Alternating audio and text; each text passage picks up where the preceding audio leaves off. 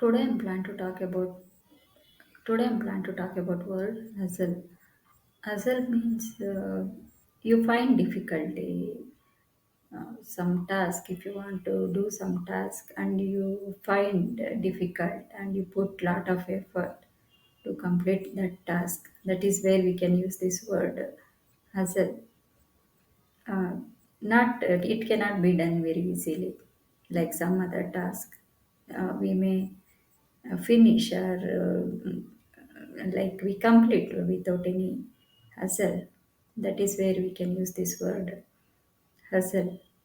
We find difficult and put you forcefully do something. It takes a lot of effort every day to complete that task. That is where we can use this word hustle. I hope you understand this word. Yeah, thank you.